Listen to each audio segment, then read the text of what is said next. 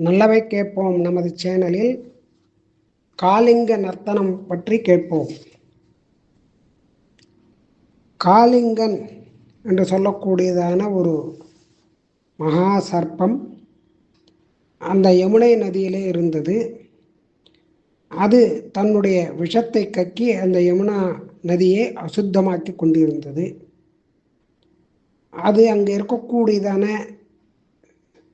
அந்த மக்களுடைய விரஜபூமி மக்களுடைய தாகத்தை போக்கக்கூடியதான அந்த தீர்த்தம், அந்த ஜலம், அவர்கள் அருந்துவதற்காக பயன்படுத்தக்கூடியதான அந்த தண்ணீரை இந்த காளிங்கன் என்ற பாம்பானது விஷத்தை கக்கி அசுத்தம் செய்ததால் அவர்களால் அந்த நீரை எடுத்துக்கொண்டு செல்ல முடியவில்லை.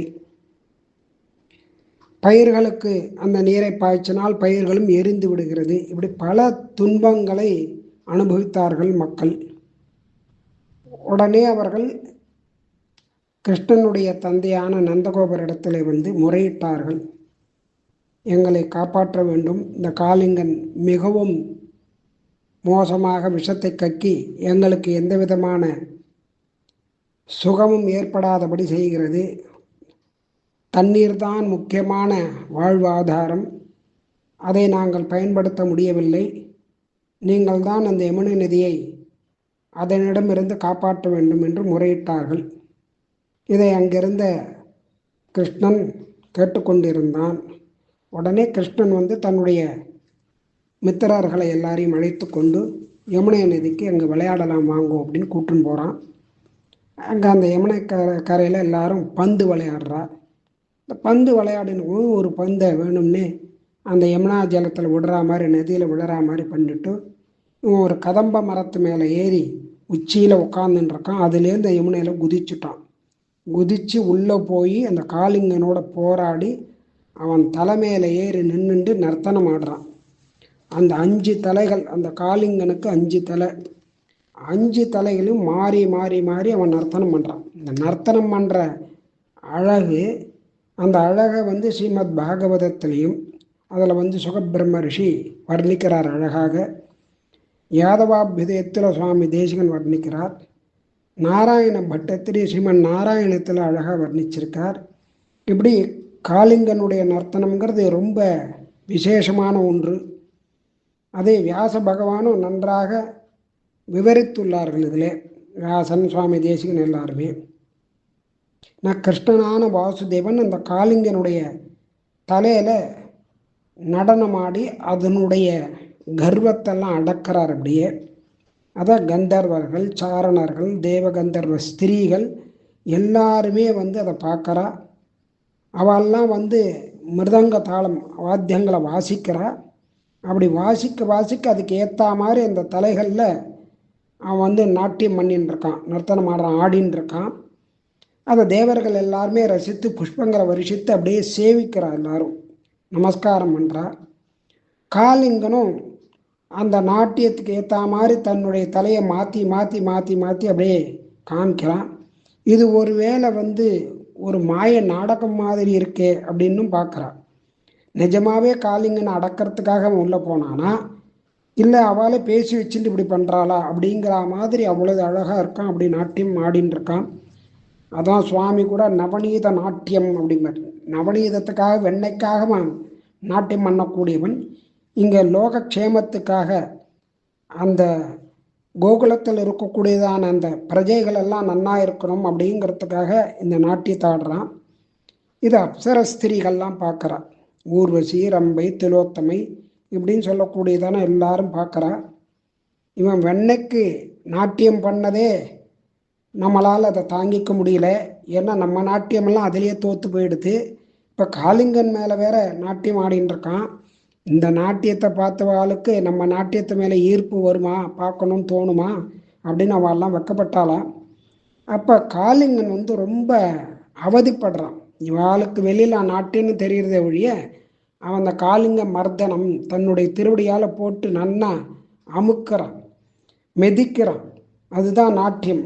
ஒருவேளை அதனால் அவன் மிதிவிட்டு இறந்து விடுவானோ, கண்ணனே கொன்னுடுவானோ அப்படின்னு அவனுடைய பத்னிகள்லாம் பயப்படுறாளாம். காளிங்கனுடைய பத்னிகள்லாம் பயந்துட்டு வந்து கிருஷ்ணனிடத்துல சரணாகதி பண்ணுறான்.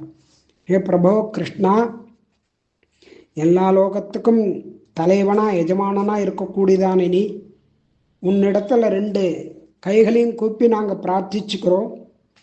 நீ எங்களை மன்னிக்கணும், எங்களுடைய பர்த்தாவான காளிங்கனை விட்டுடணும் அப்படின்னு சரணாகதி பண்ணுறாளாம். உடனே பகவான் வந்து ஒரு இறக்கப்பட்டு அவளுக்கு வந்து ஒரு அனுகிரகத்தை பண்ணுறான். காளிங்கனை நீ போய் யமுனையை விட்டு வெளியில் போய் சமுத்திரத்தில் போய் இரு அப்படின்னு சொல்லி அனுப்பிச்சி விட்றான். அங்கேருந்து அவனை விடுவிக்கிறான் காளிங்கனை. இப்படி அவளுடைய மனைவிமார்கள்லாம் வந்து அந்த கிருஷ்ணனிடத்தில் சரணாகதி பண்ணி அங்கிருந்து அவனை காப்பாற்றி அழிச்சுன்னு போகிறான். இப்படி காளிங்க நர்த்தனம் அப்படிங்கிறது வந்து ரொம்ப விசேஷமான ஒரு விஷயம். அது நிகழ்ந்ததான ஒரு இது விளையாட்டாக பண்ணினாத. இதை வந்து ஒரு தத்துவத்தை காமிக்கிறது. பகவான் ஒவ்வொரு விஷயத்திலும் எந்தெந்த காரியங்களை பண்ணுறானோ அந்த ஒவ்வொரு காரியங்களையும் ஒரு தத்துவத்தை காமிச்சிருக்கான். பகவான் காமிக்கிறான், அப்படி அனுகிரகம் பண்ணுறான். மனசு அப்படிங்கிறது ஒரு விஷப்பாம்பு. மனசு தான் விஷப்பாம்பு. இந்த காளிங்கன்னு சொல்லக்கூடியதான விஷசர்ப்பம் எதுன்னா நம்முடைய மனசு தான். நமக்கு பஞ்சேந்திரியங்கள் உண்டு, 5 இந்திரியங்கள், 5 உண்டு. இந்த பாம்போட தலைகள் 5 தலைகள் தான் பஞ்சேந்திரியங்கள். மனசு விஷம். இதை தான் பகவான் நமக்கு காமிக்கிறான். 5 இந்திரியங்கள் கொடுத்துருக்கான். கண் அப்படிங்கிறது எது கொடுத்துருக்கான்னா பகவானை சேவிக்கிறதுக்காக. காது பகவானுடைய திருக்கல்யாண குணங்களை திருநாமங்களை கேட்கறதுக்காக, நல்ல விஷயங்களை கேட்கறதுக்காக. வாய் எதுக்காக கொடுத்துருக்கான்னா பகவானுடைய திருநாமங்களை சொல்லணும் அப்படிங்கிறதுக்காக, பகவானுடைய பிரசாதத்தை ஸ்வீகரிச்சுக்கணும் அப்படிங்கிறதுக்காக. கை கால்கள்லாம் எது கொடுத்துருக்கான்னா பகவானுக்கு கைங்கரியம் பண்ணணும் அப்படிங்கிறதுக்காக. மூக்கு நல்ல வாசனையை உணரணும், திருத்துழாய் முதலான சுகந்தமான அந்த புஷ்பங்களையும் துளசி தலங்களையும் வந்து நுகரணும், பகவத் பிரசாதமாக இருக்கக்கூடியது. வாசனையை உணர்ந்து நல்ல வாசனை உள்ள மலர்களை, நல்ல வாசனை திரவியங்களை பகவானுக்கு சமர்ப்பிக்கணும், அதுக்கு கைகளை கொடுத்துருக்கான். இப்படி 5 இந்திரியங்கள், 5 இந்த 5 கட்டுப்படுத்தி கெட்ட வழியில் போகாமல் நல்ல வழியிலேயே செலுத்த வேண்டும் அப்படிங்கிறதுக்காகவும், நம்மளுடைய மனசை கட்டுப்படுத்தினால் அதான் கட்டுப்படுத்த முடியும். அப்படி கட்டுப்படுத்தினால்தான் மனசில் இருக்கக்கூடியதான ஆசை, காமம், மோகம், கோபம், லோபம் இதெல்லாம் அதில் மனசில் இருக்குது. அதெல்லாம் கட்டுப்படுத்தி அதை பகவானிடத்தில் கைங்கரியம் பண்ணும்படியாக செலுத்தணும். அதனால் அவனுடைய அனுகிரகத்தை அடையணும். இந்த அனுகிரகம் அடையணும், அதை பெறணும் அப்படின்னாக்கா பகவானுடைய திருவடி தான் நமக்கு பலம். அதனால் அந்த திருவடியை பிடிச்சிக்கணும். பகவானுடைய திருவடி எப்போதுமே ஸ்மரிச்சுட்டு இருந்தோமானா அது நமக்கு நல்ல ஒரு வழியை காண்பிக்கும். அப்படிங்கிறது தான் காளிங்கன் மேலே தன்னுடைய திருவடியினால் நாட்டியம் பண்ணி அந்த திருவடியை நாம் அடையணுங்கிறத அவன் வந்து நமக்கு உணர்த்துறான். அதனால் பகவானுடைய விளையாட்டு, அந்த விளையாட்டை கண்ணன் விளையாடினதான விளையாட்டை நாம் வந்து இந்த தத்துவத்தை நாம் உணர்ந்து பகவானை வந்து நாம் வந்து அனுபவிக்கணும் அப்படிங்கிற விஷயத்த இந்த காளிங்க நர்த்தனம் அப்படிங்கிறதான இந்த ஒரு விளையாட்டானது நமக்கு காமிக்கிறது. இந்த காளிங்கனை அடக்கிறதுக்காக பகவான் கண்ணன் என்ன பண்ணால் 2 நாள் அந்த ஜலத்திலேயே உள்ளே இருந்தானா, யமுனா நதிக்குள்ளே இருந்தானா. அவனோட போராடின்னு இருந்தான், அவனை அடக்கணும் அப்படிங்கிற 2 நாள் முழுக்க அதில் இருந்தான். அதனால் அவனுடைய திருமேனி வந்து ரொம்ப குளிர்ந்து போச்சு.